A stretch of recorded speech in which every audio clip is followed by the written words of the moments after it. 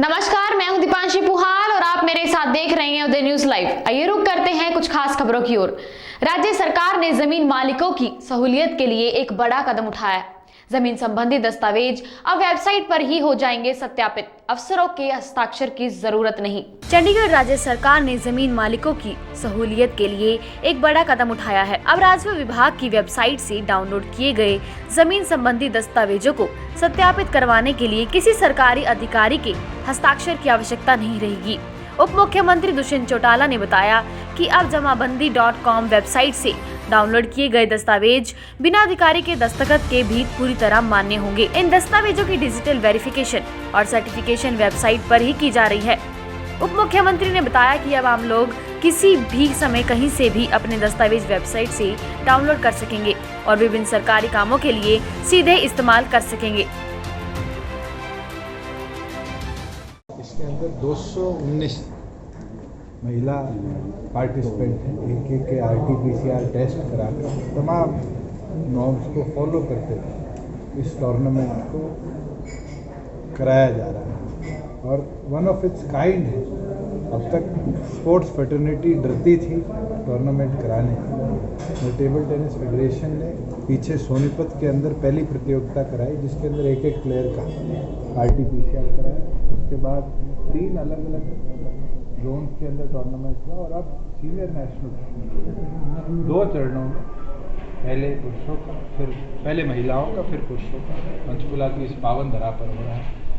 और आपके साथ साझा भी करता हूँ कि इंडिया को कॉमनवेल्थ कराने के, कॉमनवेल्थ की जो चैंपियनशिप है टेबल टेनिस कराने की, उसके लिए नॉमिनेशन मिला है और हमारी जो AGM होगी अगली, उसके अंदर हम प्रेफरेबली उसको भी पंचकुला की धरती पर लाकर कराने का काम करेंगे, जिससे जो एक बहुत लंबे समय से सवाल था कि क्या इंटरनेशनल टूर्नामेंट्स हरियाणा में हो सकते हैं, हमारा इंफ्रास्ट्रक्चर ऐसा है, बिल्कुल हो सकते हैं।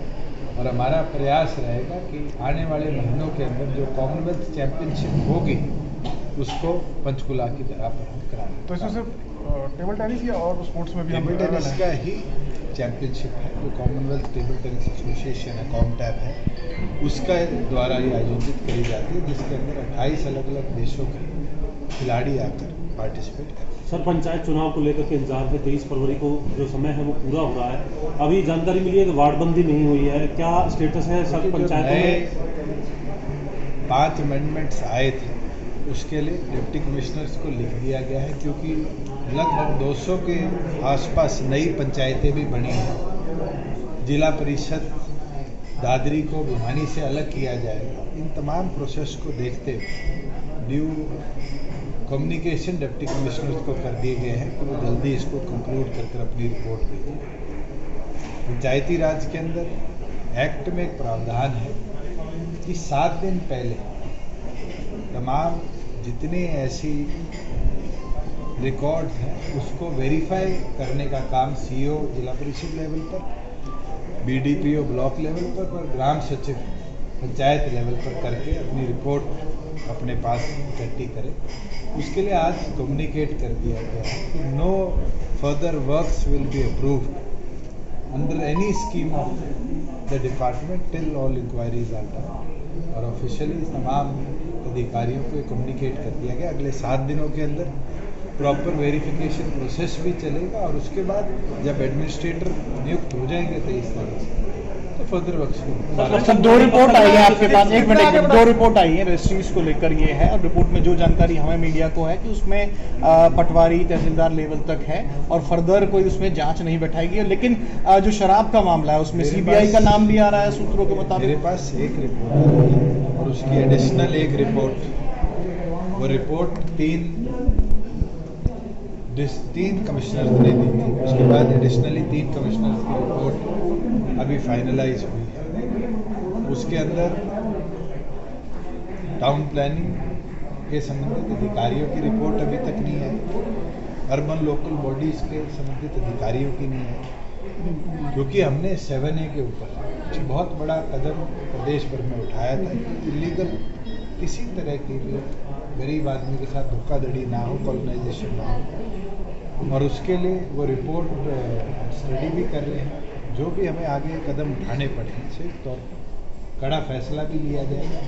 तमाम ऐसे अधिकारी जिनने 2017 से लेकर और 20 के अंत तक, जब तक लॉ में परिवर्तन नहीं हो, अगर रूल्स फॉलो नहीं करेंगे तो उनके खिलाफ स्ट्रिक्ट एक्शन लिया जाए। शराब को लेकर तो एक कहीं ना कहीं जो चीजें हैं सोर्सेज के हिसाब से रोज पेपर में छपती हैं कि इसमें रिकमेंडेशन ऐसी है कि सीबीआई इंक्वायरी तक कर दी जाए। मैं तो इस पर टिप्पणी इसलिए नहीं करूँगा क्योंकि ना तो एक्साइज डिपार्टमेंट द्वारा कोई एसआईटी बिठाएगी, ना एक्साइज डिपार्टमेंट के अप्रूवल से एसआईटी बिठाएगी, ना इस एक्साइज डिपार्टमेंट की नॉलेज में इस तरह की कोई भी कमेटी बनने का यह संज्ञान। जिस विभाग ने इसको नियुक्त किया, किस प्रीव्यू में नियुक्त किया, किस विषय पे नियुक्त किया, मुझे लगता है कि वो विभाग इस पर बेहतर विवरण दे पाएगा।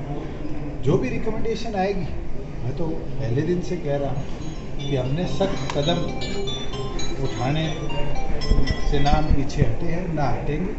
अगर किसी ने गलती करी, चाहे वो 6 महीने में करी हो, साल में करी हो, 5 साल में करी हो, सख्त से सख्त कार्रवाई उन लोगों के विरुद्ध पंचायत चुनाव कब तक हो जाएगा? मैं तो उम्मीद करता हूँ जल्द से जल्द रिपोर्ट जैसे ही डिप्टी कमिश्नर से आएगी उसके बाद, क्योंकि हमने स्टेट इलेक्शन कमीशन को लिखित में पहले ही दे रखा है, वो अपनी तरफ से तैयारी रखे, तुरंत उसके बाद चुनाव करें।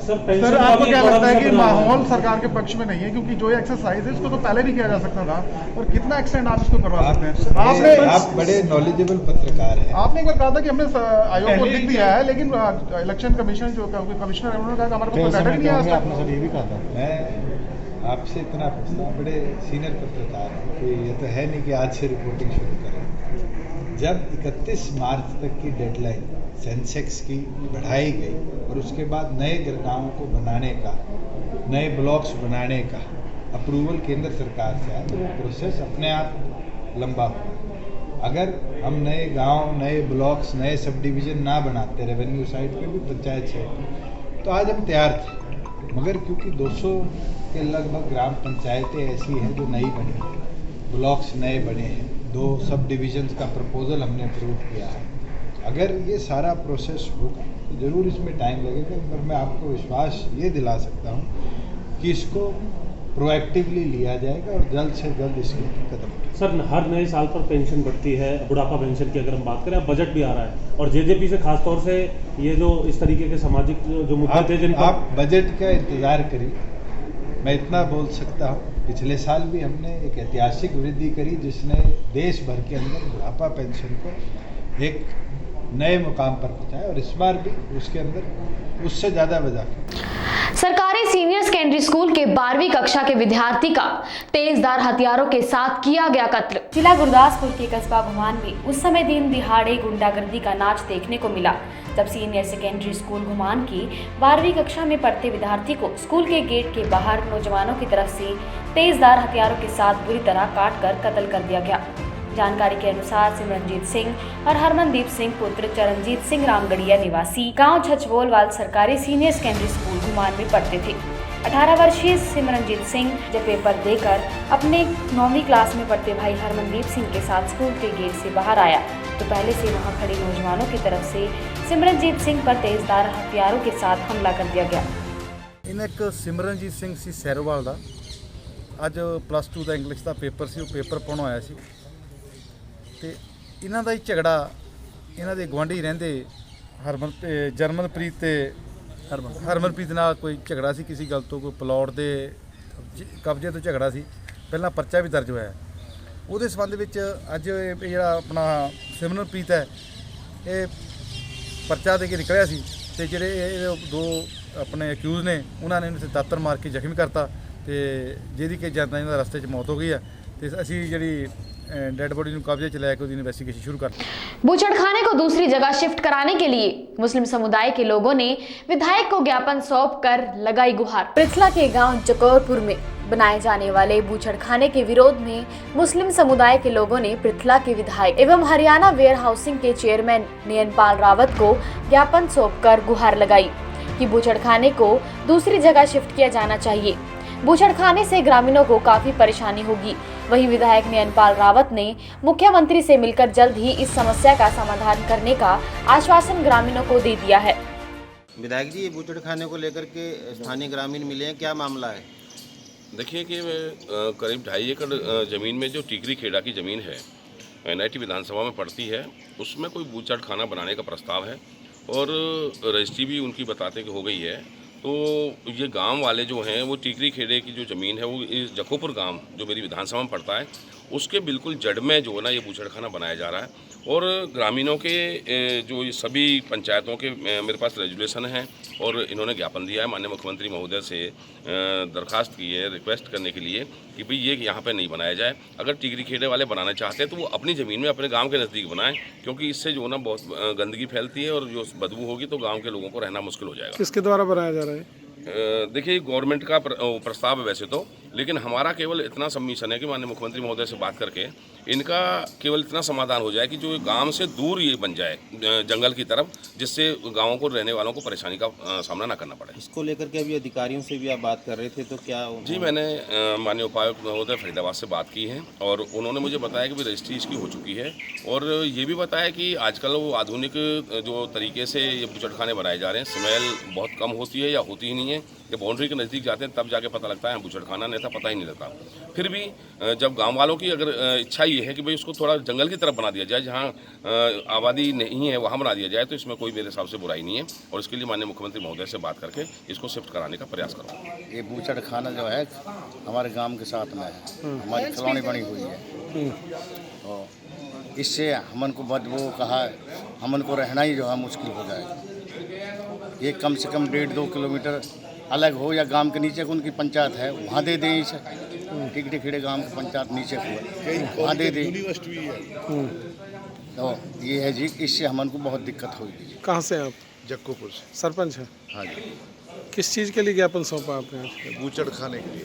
क्या दिक्कत आ रही है आपको? दिक्कत ये है कि वहाँ हमारी ना बस्ती है जो मात्र ज़्यादा 30 गज दूर है। जहाँ बूचड़खाना बन रहा है वहाँ 30 गज दूर गांव है हमारा, तो उसको 30 गज दूर में तो उसके बाउंड्री के साथ ही रहेंगे तो स्मेल तो उसमें से आएगी। तो हमारे लिए परेशानी है। वो तीनों गांवों को टच है, बीजोपुर, टीकरी खेड़ा और जक्कोपुर गांव है। 3 गांवों की पंचायत उसके साथ में बढ़ा रहे बिल्कुल। उस साथ निकलने की तो बहुत वैसी बात है, वो 30 ही गज दूर बस्ती है हमारी।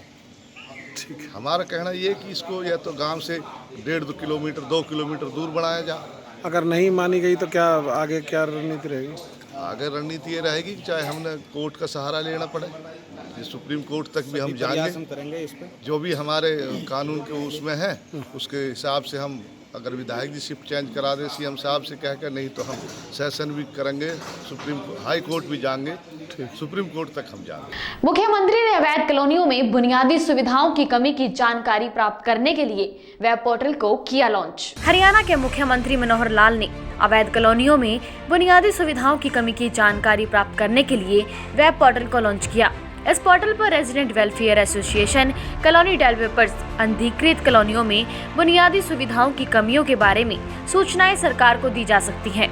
ये सूचनाएं सरकार को अवैध कॉलोनियों के बारे में नीतिगत निर्णय और बुनियादी सुविधाएं प्रदान करने में मददगार साबित होगी। ये सूचनाएं वेब पोर्टल पर 31 मार्च 2021 तक ही दे सकती हैं। रोहतक पॉलिटेक्निक कॉलेज में छात्रों ने किया प्रदर्शन।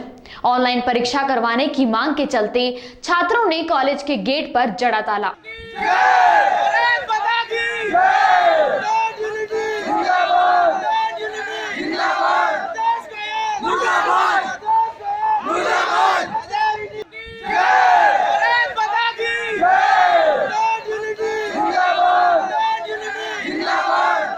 खबरों का सिलसिला जारी रहेगा। आप हमारे साथ जुड़े रहिए और देखते रहिए उदय न्यूज़ लाइव। नमस्कार।